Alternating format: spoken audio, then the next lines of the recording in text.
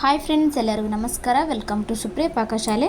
ಇವತ್ತು ನಾನು ಬಾಣಂತಿಯರಿಗೆ ಸ್ಪೆಷಲ್ ಆಗಿರೋಂಥ ಅವಲಕ್ಕಿ ಕಟ್ಲೆಟ್ ಮಾಡೋದು ಹೇಗೆ ಅನ್ನೋದನ್ನು ತಿಳಿಸ್ಕೊಡ್ತಾ ಇದ್ದೀನಿ. ಸ್ಪೆಷಲ್ಲಾಗಿ ಬಾಣಂತಿಯರಿಗೆ ಇದು ಮಾಡಿಕೊಡೋದು ಅವಲಕ್ಕಿ ಕಟ್ಲೆಟ್ ಯಾವ ಥರ ಮಾಡೋದು ಅನ್ನೋದನ್ನು ನೋಡ್ಕೊಂಬರೋಣ. ಅದಕ್ಕೆ ಏನು ಬೇಕು ಇಂಗ್ರೀಡಿಯೆಂಟ್ಸ್ ಎಲ್ಲ ನೋಡ್ಕೊಂಬರೋಣ. ಇವಾಗ ನಾನು 1 ಕಪ್ಪಷ್ಟು ಅವಲಕ್ಕಿ ನೆನೆಸಿಟ್ಕೊಂಡಿರೋಂಥ ಅವಲಕ್ಕಿ ತೊಗೊಂಡಿದ್ದೀನಿ. ಹಾಗೆ ಅಕ್ಕಿ ಹಿಟ್ಟು ಹಾಗೂ ರುಚಿಗೆ ತಕ್ಕಷ್ಟು ಉಪ್ಪು ಹಾಗೂ ಕ್ಯಾರೆಟು ಹಾಗೂ ಮೆಂತ್ಯ ಸೊಪ್ಪು, ಈರುಳ್ಳಿ, ಕೊತ್ತಂಬರಿ ಎಲ್ಲದನ್ನು ಸಹ ತೊಗೊಂಡಿದ್ದೀನಿ. ಇವೆಲ್ಲದನ್ನು ಸಹ ತೊಗೊಳ್ಬೇಕಾಗುತ್ತೆ. ತೊಗೊಂಡ್ಮೇಲೆ ನೀವು ಅವಲಕ್ಕಿ ನೆನೆಸಿಟ್ಕೊಂಡಿರೋಂಥ ಅವಲಕ್ಕಿನ ಚೆನ್ನಾಗಿ ನೀರೆಲ್ಲ ಹಿಂಡಿ ನಾವು ಒಂದು ಪ್ಲೇಟಲ್ಲಿ ಹಾಕ್ಕೊಳ್ಬೇಕಾಗುತ್ತೆ. ಇವಾಗ ನಾನು ನೀರಲ್ಲೇ ತಕ್ಕೊಂಡು ಒಂದು ಪ್ಲೇಟಲ್ಲಿ ಹಾಕ್ಕೊಳ್ತಾ ಇದ್ದೀನಿ. ಓಕೆ, ಇವಾಗ ಅವಲಕ್ಕಿ ಎಲ್ಲ ಹಾಕ್ಕೊಂಡ್ಮೇಲೆ ಇದಕ್ಕೆ ನಾನು ತುರಿದಿಟ್ಕೊಂಡಿರೋಂಥ ಕ್ಯಾರೆಟ್ನ ಹಾಕ್ಕೊಳ್ತಾ ಇದ್ದೀನಿ. ಕ್ಯಾರೆಟ್ ಹಾಕೋದ್ರಿಂದ ತುಂಬ ಅಂದರೆ ತುಂಬ ಒಳ್ಳೆಯದು. ಬಾಣಂತಿಯರಿಗೆ ಮಾತ್ರ ಕ್ಯಾರೆಟು ತುಂಬ ಒಳ್ಳೆಯದು. ಹಾಗೂ ಮೆಂತ್ಯ ಸೊಪ್ಪು ಹಾಕೋದ್ರಿಂದ ಮೆಂತ್ಯ ಸೊಪ್ಪು ತಿಂದ್ರಪ್ಪ ಅಂತಂದರೆ, ಬಾಣಂತಿಯರು ಸ್ಪೆಷಲಾಗಿ ಮೆಂತ್ಯ ಸೊಪ್ಪು ತಿಂದ್ರಪ್ಪ ಅಂತಂದರೆ ಚೆನ್ನಾಗಿ ಹಾಲು ಬರ್ತವೆ, ಮಕ್ಕಳು ಚೆನ್ನಾಗಿ ಹಾಲು ಕುಡಿತೇವೆ ಅನ್ನೋಗೋಸ್ಕರ ಮೆಂತ್ಯ ಸೊಪ್ಪು ಹಾಕ್ಕೊಳ್ತಾ ಇರ್ತಾರೆ. ಇವಾಗ ನಾನು ಕೊತ್ತಂಬರಿ ಹಾಗೂ ಈರುಳ್ಳಿ ಹಾಕ್ಕೊಳ್ತಾ ಇದ್ದೀನಿ. ಈರುಳ್ಳಿನೂ ಸಹ ಅಷ್ಟೇ, ಈರುಳ್ಳಿ ಹಾಕಿದ್ರಪ್ಪ ಅಂತಂದರೆ ಚೆನ್ನಾಗಿ ಫ್ರೀಡ್ ಮಾಡ್ತವೆ ಅನ್ನೋಗೋಸ್ಕರ ಬಾಣಂತಿಯರಿಗೆ ಸ್ಪೆಷಲ್ಲಾಗಿ ಮಾಡಿಕೊಡ್ತಾರೆ. ಇವಾಗ ನಾನು ಅಕ್ಕಿ ಹಿಟ್ಟು ಹಾಕ್ಕೊಳ್ತಾ ಇದ್ದೀನಿ. ಅಕ್ಕಿ ಹಿಟ್ಟು ಹಾಗೂ ರುಚಿಗೆ ತಕ್ಕಷ್ಟು ಉಪ್ಪು ಹಾಕ್ಕೊಳ್ಬೇಕಾಗುತ್ತೆ. ನೀವು ಮೆಂತ್ಯ ಸೊಪ್ಪು ಹಾಕಿ ನೀವು ಪ್ರತಿಯೊಂದು ಅಡುಗೆ ಮಾಡಿ ಕೊಟ್ರಪ್ಪ ಅಂತಂದರೆ ಚೆನ್ನಾಗಿ ಬಾಣಂತಿಯರಿಗೆ ಎದೆ ಹಾಲು ಚೆನ್ನಾಗಿ ಬರ್ತವೆ ಹಾಗೂ ಫ್ರೀಡ್ ಚೆನ್ನಾಗಿ ಮಾಡ್ತವೆ ಮಕ್ಕಳು ಅನ್ನೋಗೋಸ್ಕರ ಮೆಂತ್ಯ ಸೊಪ್ಪನ್ನೇ ಮೇನ್ ತಿನ್ನಿಸ್ತಾ ಇರ್ತಾರೆ ಬಾಣಂತಿಯರಿಗೆ. ಓಕೆ, ಇವಾಗ ರುಚಿಗೆ ತಕ್ಕಷ್ಟು ಉಪ್ಪು ಹಾಗೂ ಜೀರಿಗೆ, ಓಂಕಾಳು ಹಾಕ್ಕೊಳ್ತಾ ಇದ್ದೀನಿ. ಹಾಕ್ಕೊಂಡ್ಮೇಲೆ ಇದಕ್ಕೆ ನೀರು ಮುಟ್ಸೋ ಹಾಗಿಲ್ಲ, ನೀರು ಮುಟ್ಟಿಸ್ಲಾರ್ದೇ ಹಾಗೆ ನಾದ್ಕೊಳ್ಬೇಕಾಗುತ್ತೆ. ಇದಕ್ಕೆ 1 ಸ್ಪೂನಷ್ಟು ಎಣ್ಣೆ ಹಾಕ್ಕೊಂಡಿದ್ದೀನಿ. ಎಣ್ಣೆ ಹಾಕಿದ್ಮೇಲೆ ನಾವು ಅವಲಕ್ಕಿನೇ ಮೆತ್ತಗಿರ್ತಾವಲ್ವ, ಅದಕ್ಕೆ ಇದಕ್ಕೆ ನೀರು ಮುಟ್ಸೋ ಹಾಗಿಲ್ಲ, ನೀರು ಮುಟ್ಸ್ಲಾರ್ದೇ ಹಾಗೆ ನಾದ್ಕೊಳ್ಬೇಕಾಗುತ್ತೆ.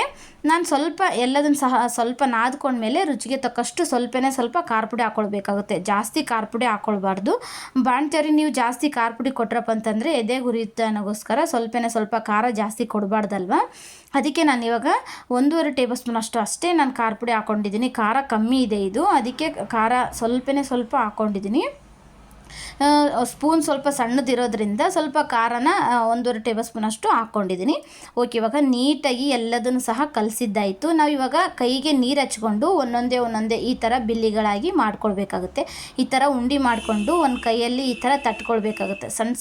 ಸಣ್ಣ ಬಿಲ್ಲಿಗಳಾಗಿ ಮಾಡ್ಕೊಳ್ಬೇಕು. ನೋಡ್ತಾ ಇದ್ರಲ್ಲ, ನಿಮಗೆ ಕ್ಲಿಯರಾಗಿ ತೋರಿಸ್ತಾ ಇದ್ದೀನಿ. ಈ ಥರ ಸಣ್ಣ ಬಿಲ್ಲಿಗಳಾಗಿ ಮಾಡ್ಕೊಳ್ಬೇಕಾಗುತ್ತೆ. ಓಕೆ, ನೋಡ್ತಾ ಇದ್ರಲ್ವ, ಈ ಥರ ಸಣ್ಣ ಬಿಲ್ಲಿಗಳಾಗಿ ಮಾಡ್ಕೊಳ್ಬೇಕು. ಹಿಟ್ಟನ್ನು ಸಹ ಅಷ್ಟೇ ಒಂದು ಸಣ್ಣ ಬಿಲ್ಲಿಗಳಾಗಿ ಮಾಡ್ಕೊಳ್ಬೇಕು. ನಾನು ಇವಾಗ ಹಿಟ್ಟನ್ನು ಸಹ ಹಿಟ್ಟೆಲ್ಲ ಸಣ್ಣ ಬಿಲ್ಲಿಗಳಾಗಿ ಮಾಡ್ಕೊಳ್ತಾ ಇದ್ದೀನಿ. ಈ ರೆಸಿಪಿ ಮೇನಾಗಿ ಅವಲಕ್ಕಿ ಕಟ್ಲೆಟ್ನ ಬಾಣಂತಿಯರಿಗೆ ಅಂತಲೇ ಸ್ಪೆಷಲ್ಲಾಗಿ ಮಾಡಿಕೊಡ್ತಾರೆ. ಅದೇ ರೀತಿಯೇ ಮಕ್ಕಳು ಸಂಜೆ ಟೈಮಲ್ಲಿ ಬಂದ್ರಪ್ಪ ಅಂತಂದರೆ, ಸ್ಕೂಲಿಂದ ಬರ್ತಾರಲ್ವ, ಅವ್ರಿಗೂ ಸಹ ಅಷ್ಟೇ ಏನಾದರೂ ಕೇಳ್ತಾ ಇರ್ತಾರೆ, ಏನಾದರೂ ಮಾಡಿಕೊಡು ಅಂತ. ಆವಾಗ ನೀವು ಈ ಥರ ವೆರೈಟಿಯಾಗಿ ಸ್ನ್ಯಾಕ್ಸ್ ಟೈಮಲ್ಲಿ ಅಂತಲೂ ಮಾಡಿಕೊಡ್ಬೋದು. ಮಕ್ಕಳಿಗೂ ಸಹ ಬರ್ತವೆ ಹಾಗೂ ಬಾಣಂತಿಯರಿಗೂ ಸಹ ಬರುತ್ತೆ, ಎರಡೂ ಬರುತ್ತೆ. ನೀವು ಮಕ್ಕಳಿಗಂತನೂ ಸಹ ಕೇಳ್ತಾ ಇರ್ತಾರಲ್ವ, ಆವಾಗ ಈ ಥರ ಅಡುಗೆನೂ ಸಹ ಕ್ವಿಕ್ ಆ್ಯಂಡ್ 5 ನಿಮಿಷದಲ್ಲಿ ಬೇಗನೆ ಆಗುವಂಥ ಅಡುಗೆ ಅಂತಲೂ ಹೇಳ್ಬೋದು. ಓಕೆ, ಇವಾಗ ನಾನು ತುಪ್ಪ ಒಂದು ಹೋಳಿಗೆ ಹಂಚು ತೊಗೊಳ್ಬೇಕು. ನೀವು ರೊಟ್ಟಿ ಹಂಚು ತೊಗೊಂಡ್ರೆ ಬರೋದೇ ಇಲ್ಲ ಬೆನ್ಸೋಕ್ಕೆ. ಹೋಳಿಗೆ ಹಂಚು ತೊಗೊಂಡ್ಮೇಲೆ 1 ಸ್ಪೂನಷ್ಟು ತುಪ್ಪ ಹಾಕ್ಕೊಳ್ಬೇಕಾಗುತ್ತೆ. ತುಪ್ಪ ಹಾಕ್ಕೊಂಡ್ಮೇಲೆ ಒಂದೊಂದೇ ನಾವು ಮಾಡಿಟ್ಕೊಂಡಿರುವಂಥ ಕಟ್ಲೆಟ್ಟನ್ನು ಸಣ್ಣ ಬಿಲ್ಲಿಗಳಾಗಿ ಮಾಡಿಟ್ಕೊಂಡಿದ್ವಲ್ವ, ಅದನ್ನು ನಾವು ಒಂದೊಂದೇ ಇಟ್ಕೊಳ್ಬೇಕಾಗುತ್ತೆ. ಹಂಚಿನ ಮೇಲೆ ಈ ಥರ ಒಂದೊಂದೇ ಎಷ್ಟು ಮಾಡಿಟ್ಕೊಂಡಿರ್ತಾರೋ ಅಷ್ಟು ಇಟ್ಕೊಳ್ಬೋದು. ಇಲ್ಲಾಂತಂದ್ರೆ ನೀವು 2 ಸರಿ ಸಹ ಬೆನೆಸ್ಕೊಳ್ಬೋದು. ನಾನು ಇವಾಗ ಎಲ್ಲದಕ್ಕೂ ಸಹ ತುಪ್ಪ ಸವರ್ತಾ ಇದ್ದೀನಿ. ಮೇಲ್ಗಡೆ ತುಪ್ಪ ಹಾಕಿದ್ಮೇಲೆ ತುಪ್ಪ ಸವರ್ಕೊಳ್ಬೇಕಾಗುತ್ತೆ. ಓಕೆ, ನೋಡ್ತಾ ಇದ್ರಲ್ಲ, ನಾನು ಮೇಲ್ಗಡೆ ತುಪ್ಪ ಸವರ್ತಾ ಇದ್ದೀನಿ. ಓಕೆ, ಇವಾಗ ಈ ಥರ ತುಪ್ಪ ಹಚ್ಚಿದ್ರಪ್ಪ ಅಂತಂದರೆ ಏನಂತಂದರೆ, ಬಾಣಂತಿಯರಿಗೆ ನೀವು ಎಣ್ಣೆ ಕೊಡಬಾರ್ದು ಆ ಟೈಮಲ್ಲಿ. ಅದಕ್ಕೆ ತುಪ್ಪದಿಂದನೇ ಅಡುಗೆ ಮಾಡಿಕೊಡ್ತಾರಲ್ವ. ಕೆಮ್ಮಾಗಲಿ, ಚಿಕ್ಕ ಮಕ್ಕಳಿಗೆ ಜಾಂಡೀಸ್ ಬರುತ್ತೆ ಅನ್ನೋಗೋಸ್ಕರ ತುಪ್ಪದಲ್ಲೇ ಮಾಡ್ತಾರಲ್ವ. ಅದಕ್ಕೆ ನೀವು ತುಪ್ಪದಿಂದನೇ ಮಾಡಿಕೊಡ್ಬೇಕಾಗುತ್ತೆ. ಓಕೆ, ನನಗೆ ಎಲ್ಲಕ್ಕೂ ಸಹ ತುಪ್ಪ ಹಚ್ಚಿದ್ದಾಯಿತು. ಇವಾಗ ನಾನು ಒಂದೊಂದೇ ಗ್ಯಾಸ್ನ ಸ್ವಲ್ಪ ಹೈ ಫ್ಲೇಮಲ್ಲಿ ಇಟ್ಕೊಂಡು ಬೇಯಿಸ್ಕೊಳ್ಬೇಕಾಗುತ್ತೆ. ಇದು ಅವಲಕ್ಕಿ ಆಗಿರೋದ್ರಿಂದ ಬೇಗ ಬೇಯೋದೇ ಇಲ್ಲ, ಮೆತ್ತಗಿರುತ್ತೆ ಅಲ್ವಾ, ಅದಕ್ಕೆ ಬೇಗ ಬೇಯೋದೇ ಇಲ್ಲ. ಇದಕ್ಕೆ ನಾನು ಸ್ವಲ್ಪ ತುಪ್ಪ ಹಚ್ಕೊತ ಒಂದೊಂದೇ ಈ ಥರ ತಿರುವಿ ಹಾಕ್ತಾಯಿದ್ದೀನಿ. ಸ್ವಲ್ಪ ಒಂದೇ ತಲೆ ಇತ್ತಪ್ಪ ಅಂತಂದರೆ ಒತ್ಕೊಳ್ತವೆ. ಈ ಥರ ತಳಗ ಮೇಲೆ ಮಾಡಿದ್ರಪ್ಪ ಅಂತಂದರೆ ಸ್ವಲ್ಪ ಗರಿ ಗರಿಯಾಗಿ ಬರ್ತವೆ. ನೋಡ್ತಾ ಇದ್ರಲ್ವ ಎಷ್ಟು ಚೆನ್ನಾಗಿ ಬರ್ತಾ ಇದ್ದಾವೆ ಅವಲಕ್ಕಿ ಕಟ್ಲೆಟ್ ಅಂತಂದರೆ ನೋಡಿದ್ರೇ ಬಾಯಲ್ಲಿ ನೀರು ಬರುತ್ತೆ. ಸ್ವಲ್ಪ ನೀವು ಏನಾದರೂ ಮಕ್ಕಳಿಗೆ ಮಾಡಿಕೊಡ್ತೀರಪ್ಪ ಅಂತಂದರೆ ಸಂಜೆ ಟೈಮಲ್ಲಿ ಸ್ನ್ಯಾಕ್ಸಿ ಅಂದರೆ ಸ್ವಲ್ಪ ಖಾರ ಉಪ್ಪನ್ನ ನೀವು ಜಾಸ್ತಿ ಹಾಕ್ಕೊಂಡು ಮಾಡಿಕೊಡ್ಬೋದು. ಇಲ್ಲಪ್ಪ ಅಂತಂದರೆ ಸ್ವಲ್ಪ ಸಪ್ಪಗನ್ನಿಸುತ್ತೆ. ನಾನು ಬಾಣತಿಯರಿಗಂತಲೇ ಸ್ವಲ್ಪ ಖಾರ ಉಪ್ಪು ಕಡಿಮೆ ಹಾಕಿ ಮಾಡ್ತಾಯಿದ್ದೀನಿ. ನೀವು ಇನ್ನೂ ಚಿಕ್ಕ ಮಕ್ಕಳಿಗೆ 5ರಿಂದ 6 ವರ್ಷ 7 ವರ್ಷ ಮಕ್ಕಳಿಗೆ ಮಾಡಿಕೊಡ್ತಾರೆ ಸ್ವಲ್ಪ ಖಾರ ಉಪ್ಪು ಜಾಸ್ತಿ ಹಾಕಿ ಆದರೂ ಮಾಡ್ಕೊಳ್ಬೋದು, ಇನ್ನೂ ಟೇಸ್ಟ್ ಬರುತ್ತೆ ಅಂತಲೂ ಹೇಳ್ಬೋದು.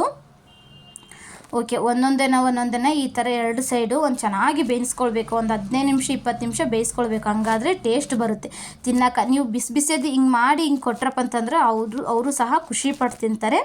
ಓಕೆ, ಇವಾಗ ಎಲ್ಲದನ್ನು ಸಹ ಚೆನ್ನಾಗಿ ಬೇಯಿಸಿದ್ದಾಯಿತು. ಇವಾಗ ಇವು ರೆಡಿಯಾಗಿದ್ದಾವೆ. ಇವಾಗ ಒಂದು ಪ್ಲೇಟ್ಗೆ ಸರ್ವ್ ಮಾಡ್ತಾಯಿದ್ದೀನಿ.